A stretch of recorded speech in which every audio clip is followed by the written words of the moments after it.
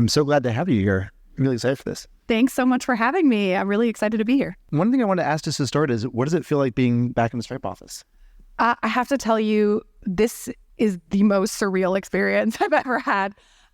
Just as to bore you all for 20 seconds with the last time I was at a Stripe office, I'm 2 offices back, and I left Stripe in 2018 after about 5+ years, and I just remember thinking, like, my God, this company is so amazing and so impressive, but it's so big. It was like 1,000 people or something at that time. So it's just incredible to walk in and see this beautiful office, all these incredibly talented people. I mean, it's just like totally mind-boggling. So it's nice to meet you all.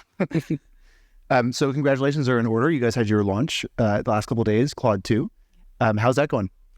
Well, first of all, thanks. We're feeling good about it, feeling excited. The launch obviously happened on Tuesday, and Claude 2 is now available for businesses. So if you're a business user, you can access us through our developer console, and then individuals can also play around with Claude at claude.ai. Are you seeing any interesting uses in the launch, or anything interesting? Yeah, I think something that we have been noticing is that people are really, really excited about the file upload system.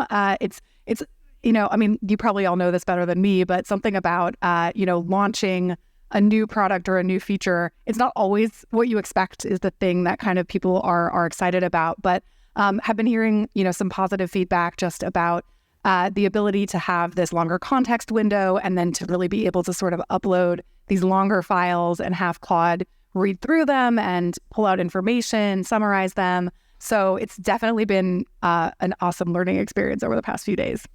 So tell us a little bit more about what led you to decide to co-found Anthropic. What was that story that led you there? Yeah. So after Stripe, I went to OpenAI, and I was there for about 2+ years.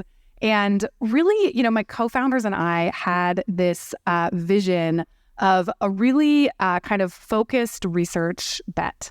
And what I mean by that is we had worked on things like, GPT-2 and GPT-3.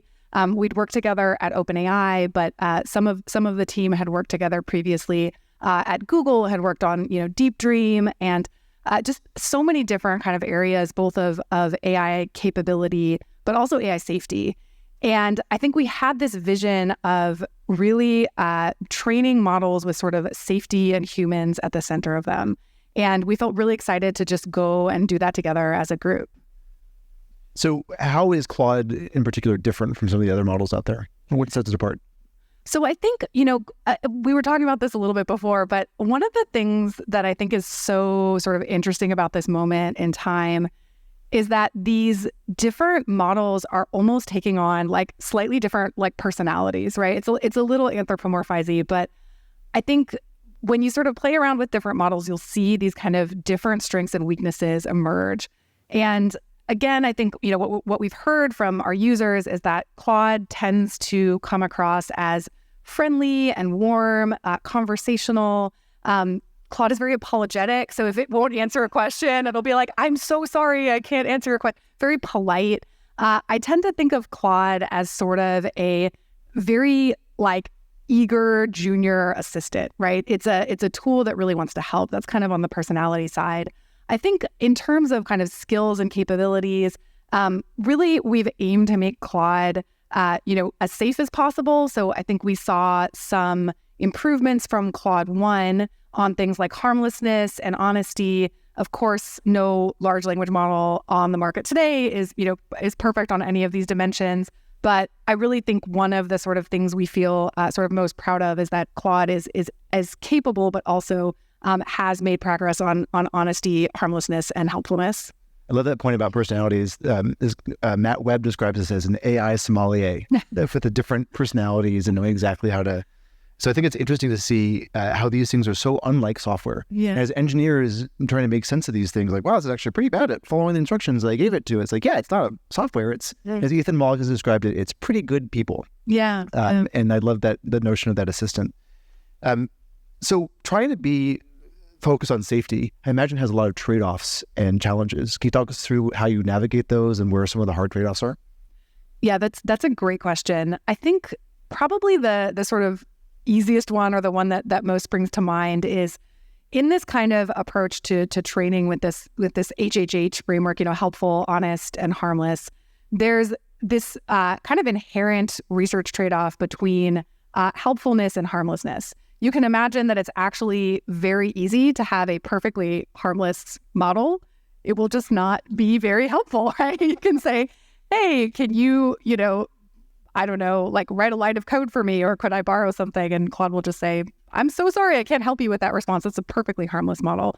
And so really we spent a fair amount of time kind of, especially in the late stages, sort of fine tuning between a little bit more harmful, a little bit more helpful, a little bit less harmful, a little bit less helpful. And of course, we try to have the scores on both of those be as high as possible, but there is a little bit of an inherent trade-off just between those two. What are some of the techniques that you use to make these more safe? Yeah. So a few different things. Also, if this is like a topic that you're passionate about, we publish our safety research, and we have about 17 papers available on our website that you can read. A couple of things that just sort of jump out, especially for, Claude 2. So we use something called reinforcement learning from human feedback. This is a technique, we've written about. And this basically is just, human labelers basically giving feedback to the models of, hey, this is a little more harmful, this is a little more helpful. But really, I think one of the kind of big breakthroughs for us over the past several months was constitutional AI. And we've also written about this, so you can read about it on our blog. But constitutional AI was this idea that rather than kind of scoring or giving feedback on particular responses at kind of a very high rate, you can actually instruct the model with a constitution to say things like, hey, it's not nice to be angry or mean to people. You should be thoughtful about all different types of people from all around the world. And we've sort of shared some of the the documents that we use to train that, like the UN Declaration for Human Rights and trust and safety, best practices from the industry. It's a really long list. But I think that was a really interesting kind of research breakthrough on our part. So one of the things that makes Claude different is a huge context window. Yeah, 100,000 tokens, I think, which I think is the biggest of any available model. What were some of the challenges in extending the context window that long? Yeah, I mean, I will definitely say my research colleagues would probably tell you more tales of woe and toil than I will be able to do justice. But it's again this sort of issue of trade-offs, right? Extending the context window is going to trade off against other things that basically just take capacity and usage, right? And so we chose to prioritize that because we sort of saw this potential use case of people kind of giving Claude just a lot more information, right? And I think some of the value that we're sort of starting to see from LLMs in general is this idea that they can really search over a very wide corpus of information. And I'm probably not the right person to opine on like how hard it will be to be 200,000 tokens or 500,000. But my sense is that that's probably where the industry is going. Yeah, I found that with and we've talked a lot tonight about semantic retrieval and a bunch of techniques for doing embedding-based indexing. And when you give these things the facts that you want to summarize, they do a significantly better job than kind of free recalling facts just out of their training. Yeah. And so it's interesting to see with the larger context windows what kind of stuff you can cram into the context. Yeah. And I think in Claude 1, you talked about Great Gatsby, the whole novel in the context window, which is pretty amazing. Are there any interesting use cases that you found in the wild of people using that extremely large context window to do anything cool? Yeah, this is a great question. I think it's honestly often for what I would describe as kind of important, but like a little bit banal tasks. And this is sort of where this concept of a junior assistant, I think, comes in, right? If you're, trying to read a lot of information, like long memos or legal briefings or, many, many hours of recorded Zoom meetings or SEC filings, right? Or just earnings reports, that is a great use case that might take a human or many humans, hours or days to do, and Claude can do that almost instantly. And then you can ask it information about that, right? What are the takeaways from the earnings reports, or what were kind of the interesting things that you discovered in these articles over day X or Y? So one of the ways that you'll differ as well is very explicitly enterprise focus. So how does that manifest? What does that mean for different things you prioritize? So I think from kind of an organizational perspective, what that has meant is sort of investment in this team that we call product research. And that sounds like a hodgepodge of, two parts of the organization that you mush together.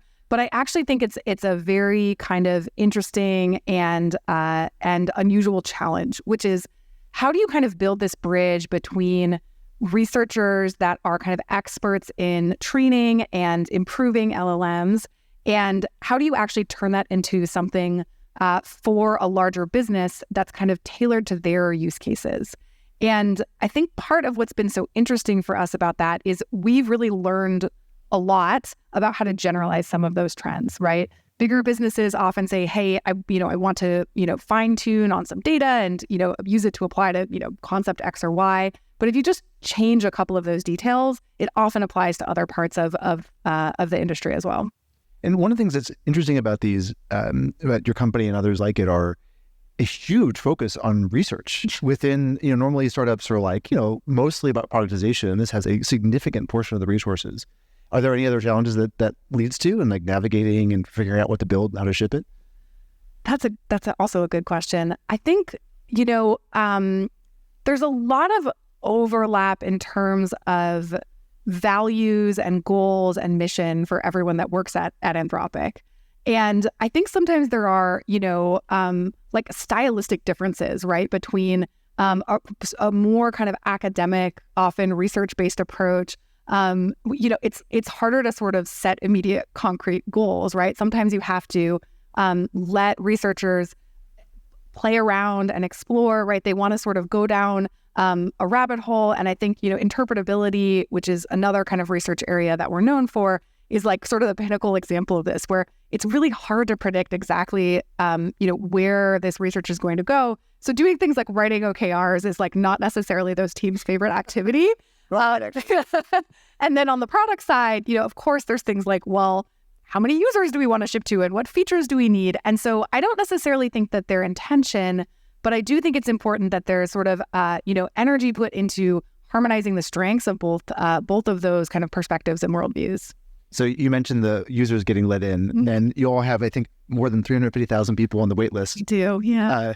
Can you tell me more about what Sega's line? Yeah, it's someone who badly wants in off the waitlist. You and Twitter are both asking this question this week. So, here what I would say is, number one, if that's you, thank you very much for your patience. We're trying our best.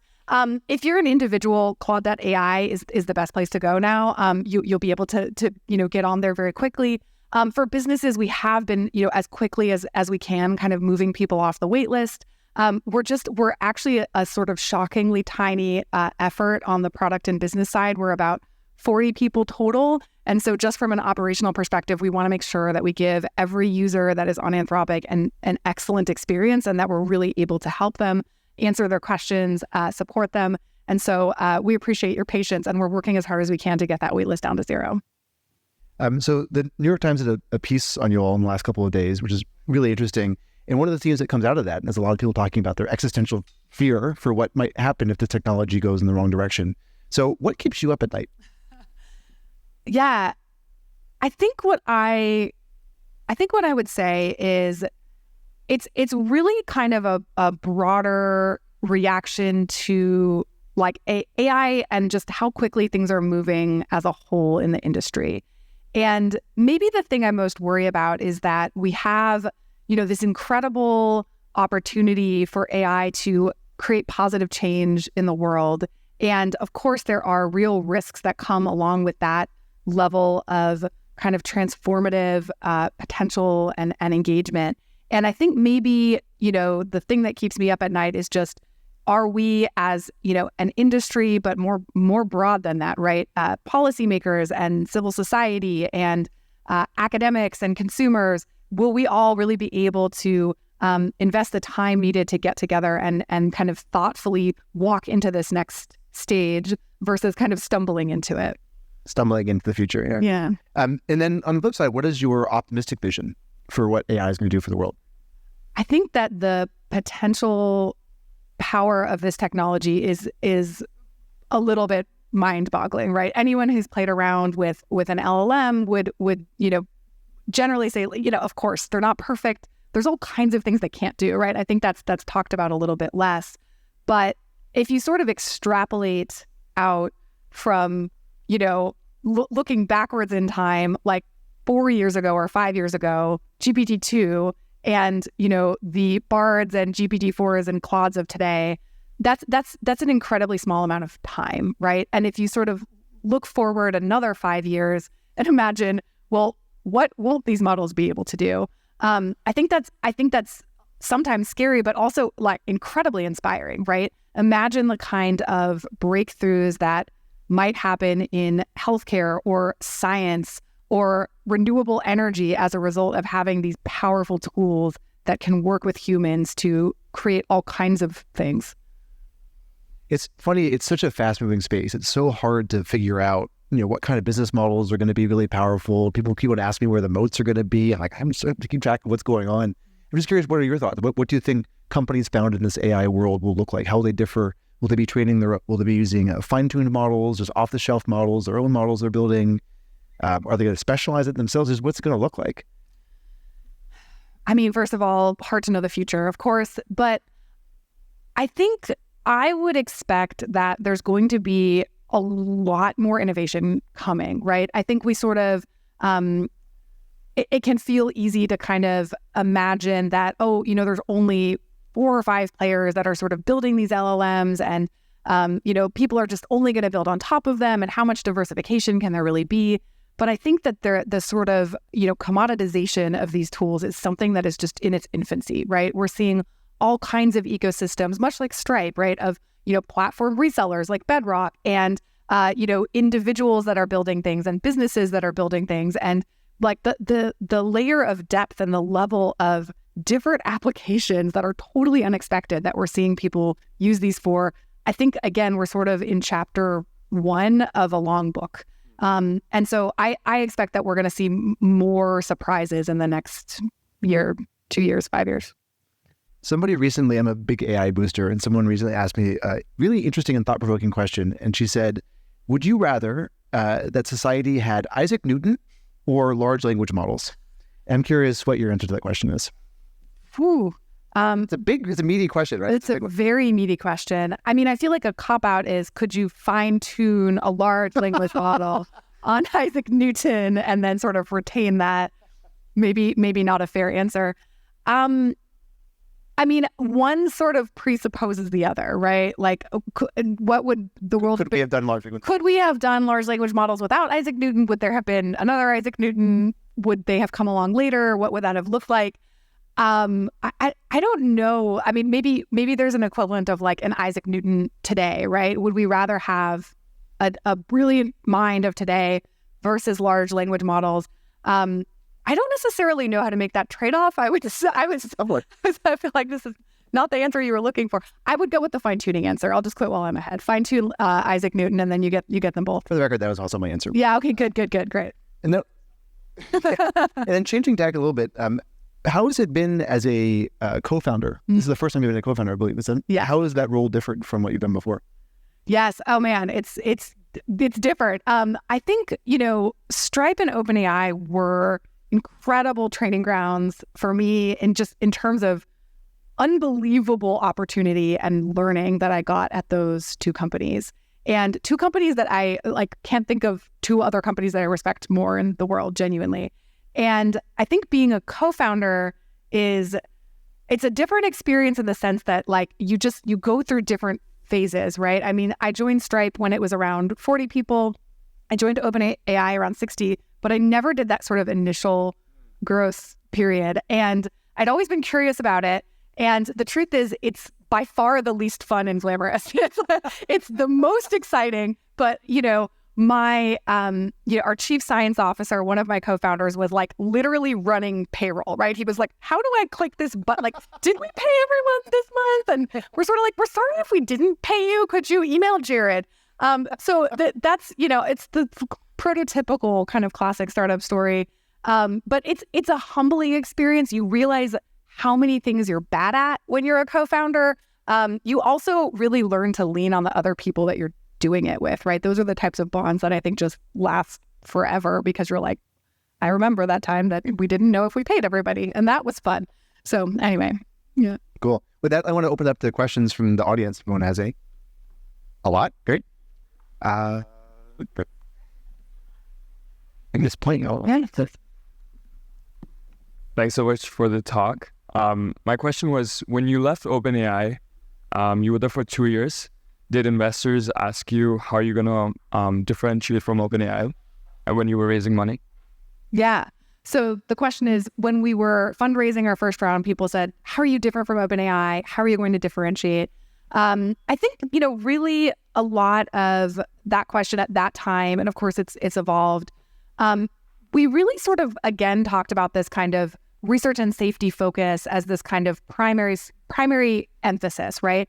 And I think we have this view that safety is something that is incredibly, valuable and economically viable. And I think that was a story that felt kind of, just given the nature of sort of who the co-founders were, pretty intuitive for us to tell. Yeah. Claude, is there somebody over there or not? Oh, maybe we'll do one over here then. Less running around. Yeah. Hi, thanks for the engaging talk. Quick question about enterprise use cases. Are there any surprises either to the upside or the downside that you found around specific use cases where either enterprises are really excited to adopt or less excited than you think? So I think, first of all, very early for us, so I think probably too soon to tell, but I think we have been surprised the degree to which more traditional businesses are kind of excited about the power of LLMs. And I think I sort of went into it expecting, larger tech companies and maybe financial services. Obviously, I have a background bias here, but would be the types of businesses that sort of might, see the potential power of these because they're kind of, in that world. But it's really been kind of across the board, right? I think many industries are feeling the potential for what this can do to kind of revitalize areas of the economy that maybe missed the last wave or the wave before. And I think that's been an incredibly interesting and genuinely inspiring opportunity to think about how to take this technology and help other sectors that might not have come along for fintech, and help them really bring forward a vision of how to continue their story. Thanks. So back there, and then we'll go over here. Thanks for the incredible discussion. So at the FOSSI Open Source Conference, a coalition of top orgs was putting together the next 10 principles of what it means to have openly accessible AI. And the golden rule just guiding this discussion was basically, if I like an AI, I must share it with other people who like it. And then one person proposed adding, unless it will kill them, which they accepted and added. So if you could weigh in on principles guiding the open source AI community, what would you add, and how might we bring open source AI leaders into the conversation on AI risk? Great. So basically, thoughts on kind of open source and potential risks and how to kind of include that community in sort of this broader discussion. I think this is a great question. And, I'll start by saying that the AI ecosystem is very broad, and I think the diversity of perspectives that are emerging are really valuable. We've just never grappled with a question quite like this one before. And I think it would be wrong-headed to say, only industry gets to weigh in, or only academia, or only, policymakers. And so I genuinely think that there's room for discussion for many different views here, including open source community. I think sort of beyond that, I would say it's just kind of interesting to see sort of how that ecosystem is developing. And I think much like all of these different sort of sectors of the economy or society or whatever, it's still really early, right? And I think there could be, future iterations of kind of open source with different, beliefs and values than the ones today.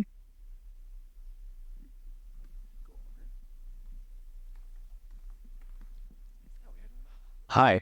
What's your take on mechanistic interpretability for like the future of alignment of AI models? Yeah. I love mechanistic interpretability. This is also Chris Olah, who's one of my co-founders I worked with at OpenAI and I've known for many years, so potentially just biased. But I think mechanistic interpretability is one of the most interesting areas of research, happening today, really in many fields. And I'm not a researcher, so I probably won't do it justice here, but I just think this idea that we could look inside this black box of generative models and better explain what's happening in them is just intellectually fascinating, right? And I think from kind of an alignment perspective, there's probably no silver bullet, but in general, the more you understand what something is doing, probably the more likely you'll be to be able to notice behavior that might be concerning, right? That's just kind of a heuristic. I'm sure there's more details you could go into there, but I really think interpretability is just an incredibly powerful tool that we're really just scratching the surface of, right? It's sort of, if you were to use a neuroscience analogy, we're probably 10 years behind where neuroscience today is, and we're trying to kind of close that gap quickly. Awesome. Thank you.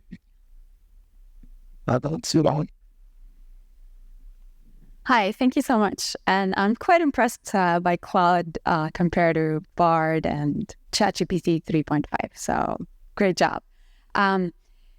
What do you think the role of data and the quality of data, especially with the recent publication of textbooks is all you need, from Microsoft indicating that that's crucial, along the lines of your main vision, right? Safety for AI and, alignment, I guess, is a tough problem. Let's not get there, but just safety in general. And how are you able to address this in the training process? And are you in the same, second part, are you in the same issues as other companies in terms of usage of data, crawling, Twitter and whatnot, and other sources of data that are on the internet? How do you plan to handle that if you're challenged? Yeah.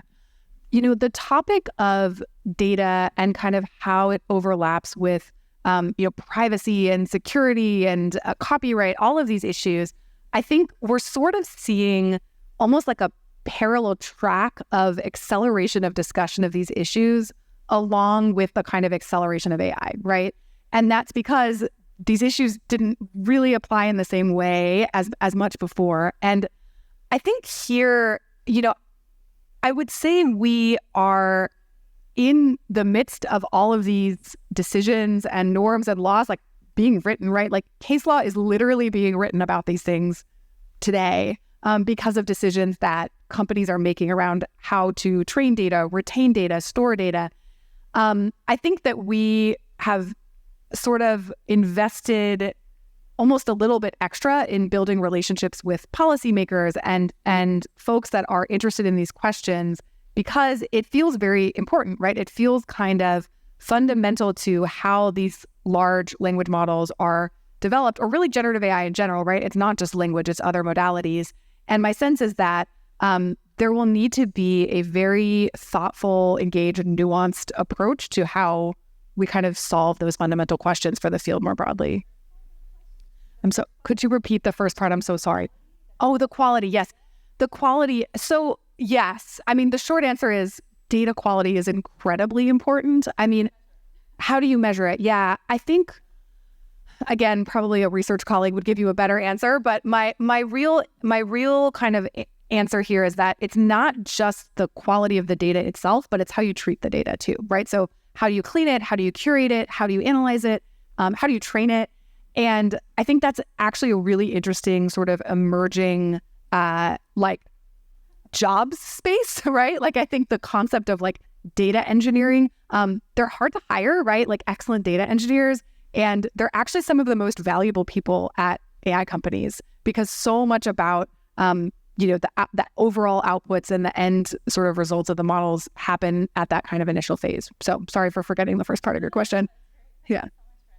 Yeah, probably have time for one or two more questions. Thank you for the chat. It was great. My question is, Can you mention one thing that you took from Stripe or OpenAI culturally to Anthropic and wanted to embed it in the culture at Anthropic, and then one thing that you decided to do differently or like wanted to fix, let's say, about your prior experiences culturally at Anthropic? I love that question. So again, like Stripe and OpenAI, different companies, both incredible, both very impressive. I think probably from Stripe, I should also say we've hired a lot of ex-Stripe. So there's some of this is just natural kind of osmosis. But I think the kind of intellectual rigor of Stripe is something that I always found so impressive. And I think that there's a nice kind of synchronicity because our founding team are like mostly PhDs. Like we have like 7 physics PhDs and like our first 10 employees or something like that. There's this kind of desire to really like understand and know the truth, right? To be kind of intellectual, empirical, systematic in terms of how we approach things like safety problems. And I think that is definitely something that I feel is sort of synchronous between Stripe and Anthropic. In terms of things we didn't want to pull over, I don't know that we've succeeded at this, but I think a flip side to that kind of intellectualism is sometimes like almost overthinking decisions, right? So sometimes there are decisions that you're like, we should just have some snacks in the office. Like maybe peanuts are okay. We could also have cashews. I do think that the sort of over-intellectualization is kind of the Achilles heel of that approach. One last question. Beth? I was wondering how you're thinking about AI literacy as a fundamental skill together with other forms of literacy, because that's the other part of safety in terms of policymakers, your users, journalists.